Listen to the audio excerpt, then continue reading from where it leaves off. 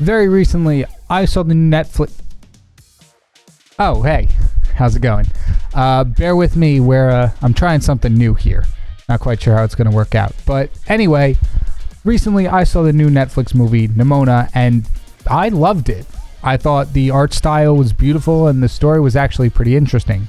So much so that I wanted to explore some of the characters and their stories if they were turned into superheroes. I mean, Nimona herself essentially has superpowers in the movie, so this should be pretty fun. Also, before we begin, I also want to make a small note that these stories and designs will be mostly based off of the movie and not the graphic novel, just because I haven't had a chance to get my hands on it and fully read it yet, so we're going to be sticking with the movie for this time. But with that being said, let's get started.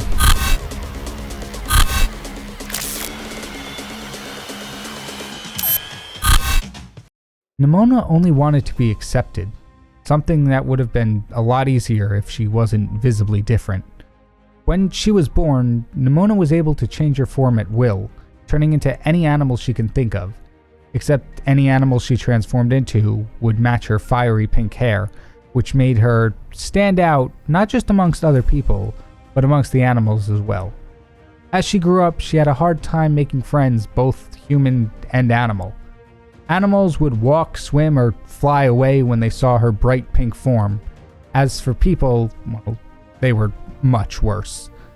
They would bully her in school and call her a freak and a monster. As a result, she often didn't go to school and kept her head down, wandering the streets of Majesty City. One day, when she was walking down the alley, Nimona ran into a couple of thugs. Well, actually, they ran into her. One of them was holding a purse that clearly didn't belong to either of them. Having their momentum stopped so abruptly angered them. They became aggressive and began pushing Nimona around, calling her a freak, telling her to go away. Nimona couldn't take it anymore. This was her tipping point. She used her ability and shapeshifted into a giant gorilla, pounded the snot out of the two burglars. Nimona turned back into a human form, still breathing heavily over the limp but still alive people at her feet. She was about to say something when she heard a woman yelling for someone to stop and rounding the corner.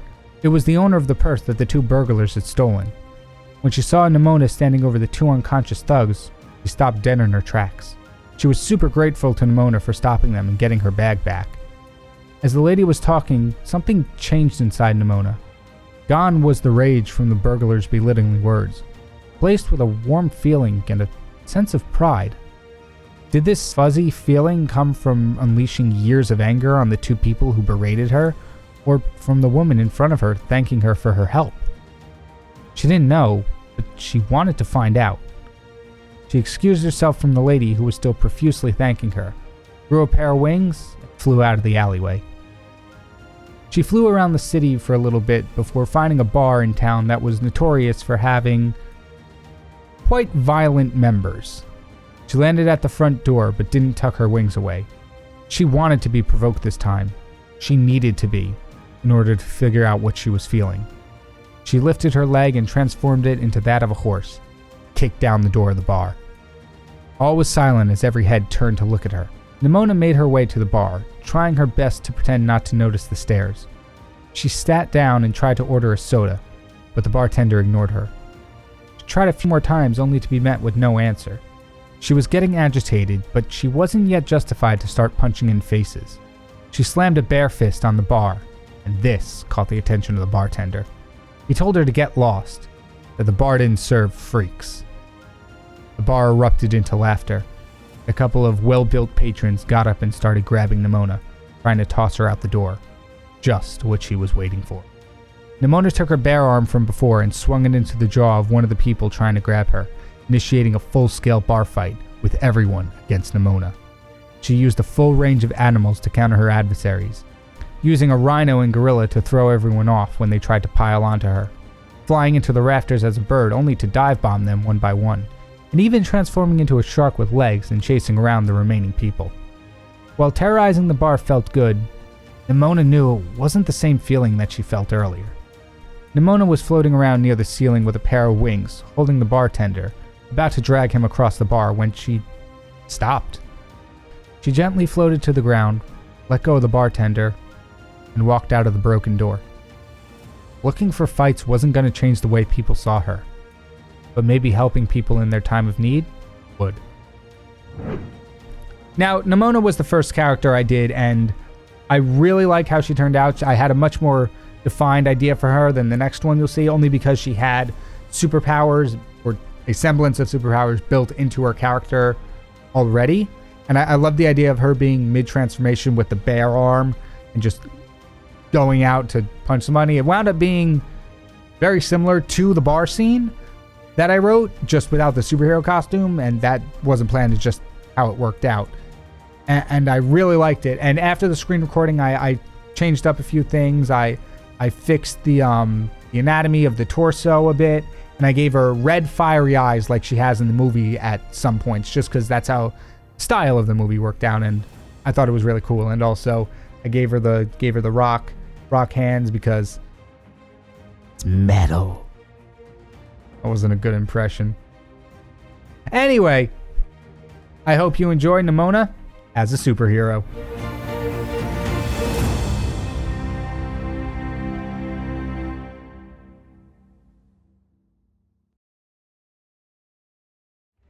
Ballister Black was a fine cadet at the Majesty City Police Academy. Actually, he was the best. Not only was he in peak physical condition, but he was also quite intelligent. He worked harder than anyone to pass his police training because he had more to prove than anyone. Ballister grew up in a part of the city that was often neglected by city officials and subsequently riddled with crime. Surrounded by violence and pain every day as he grew up gave Ballister the desire to make the world a better place. Unfortunately, Ballister wouldn't see his dream come to fruition, at least not in the way he expected. On the day of his graduation from the police academy, the mayor of Majesty City made a special appearance to personally congratulate Ballister on his hard work. But as Ballister was walking up to the stage, he noticed a beeping sound coming from the podium. He quickened his pace towards it to try and get the mayor out of the way, but he wasn't fast enough. A bomb went off as the mayor was about to talk to Ballister, spraying wood and debris everywhere, knocking Ballister to the ground. Chaos erupted at the ceremony. Civilians and some of the newer police cadets were running around frantically, while some of the more veteran cops were trying to calm everyone down. Ballister was woozy from the knockback, but still tried to stand up. His ears were ringing and his vision was blurry, but as he came to, he saw the chief of police standing at the other end of the stage, accompanied by 2 officers. Ballister was still regaining his senses, but he was able to make out the police chief pointing at him and ordering the guards to arrest him for the murder of the mayor. Those words snapped Ballister back to reality in a second. Why would they think this was his doing? With everything going on, though, he knew he wouldn't be able to reason with the 2 approaching officers. Instead, Ballister turned and ran in the opposite direction, slipping out of the ceremony and finding an abandoned building deep within the city, close to where he grew up. In the hysteria, Ballister didn't realize he had shrapnel in his arm from the blast. Although, thanks to his training with the police academy, he was able to remain calm and, using his scientific knowledge and intelligence, amputated his damaged arm and began rebuilding a new robotic one. Once his arm was fixed, well, replaced actually, he had to figure out who really killed the mayor. Gathering some old computer parts from nearby dumpsters, Ballister hacked into the security cameras and scanned the footage from hours before the ceremony. There didn't seem to be any suspicious figures. Everyone who interacted with the podium before the ceremony had a reason to do so. Except for one. The chief of police not only kept revisiting the podium each time someone else took a look at it, but he was also constantly shuffling around the interior of the podium. Ballister watched the chief of police closer. He needed something just a little bit more concrete before he could say for certain that he was set up. That's when he saw it. The police chief pulling out a device from his back pocket and sticking it into the inner roof of the podium, right underneath the microphone. He didn't know why, but the police chief planted a bomb under the mayor's podium, pinned it on Ballister. Ballister downloaded the video onto a drive and headed to the police station to confront the real murderer. He needed answers. Why did the police chief plant a bomb for the mayor? Why was he being framed for it? Barging in and demanding to talk wasn't the most airtight plan, but Ballister was out of options. On his way down to the station, Ballister caught a news broadcast that was playing throughout the city. The chief of police was making a public statement, informing the city that Ballister was guilty of killing the mayor, and that if anyone sees him, to stay away and alert the authorities. Ballister stopped short. There was no way his talking plan was going to work now, if it ever was. He had to figure out what the police chief's vendetta was against him and how to expose him from the shadows, while avoiding his once fellow officers. Once he was back in his hideout, Ballister constructed a supersuit that loosely resembled a suit of knight armor, equipped with a cannon arm and a sword. If he was going to make the world a better place, he had to do it on his own terms now. He was going to follow the rules, but they were going to be his rules. Ballister began protecting the city from crime and corruption as the vigilante Boldheart, saving anyone he could and doing his best to avoid killing. Unfortunately, with the police chief still in charge, he would often have the entire police force against him, believing that he was the villain. But Ballister knew the truth. Soon, so would the rest of Majesty City. Now, out of the two designs and stories, I feel like Boldheart had the weaker story, only because I was having trouble translating his character arc from the movie into a superhero origin. I think it works well for what it is, a cop turned vigilante, because it's very similar to how it happens in the movies, a knight who turns into a hero, just not affiliated with the governing body of the city. I really like how it turned out, but I think overall just Nimona had the better story because, let's be honest, I call it out, but still, hi, I was just framed for murder. Let me go talk to the guy who framed me. I'm sure this will go well.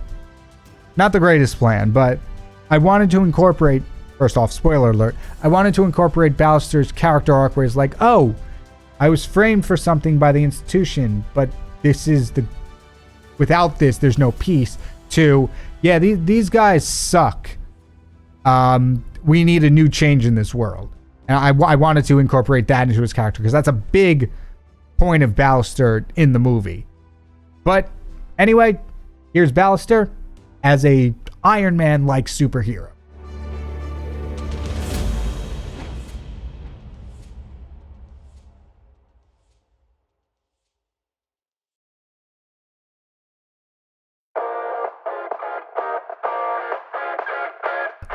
Pounded the snot out of the two burglars. Pounding the snot is a line you wrote. Alright. A couple of well-defined patrons. Oh, like, I'm well-defined as in muscular, not like, these are definitely patrons. I can't remember what I wrote sometimes. And there we have it. Nimona characters as superheroes.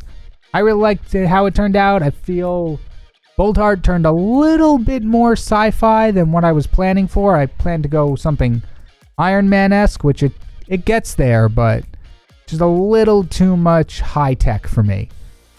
And I also wanted to try and combine their stories, but I just couldn't get it to work. But I had this one idea where Nimona meets Boldheart, and then they suit up and go fight crime together, but Nimona draws out Boldheart's eyebrows and mustache onto his visor, and I drew it out, so I'll throw the picture up if it's not in the recording, but just know that could have happened if things had played out differently. I really wish I could have gotten that to work, but I love how it turned out, and I hope you did too.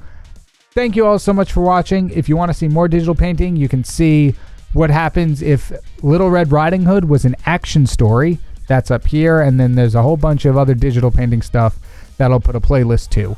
But if you like the video, feel free to like it. You can actually transform the shape of the like button into a slightly different color like button. It's actually pretty cool. You should try it out. But that's all I got for you today. I'm KyngPin Creations. Take care, everyone.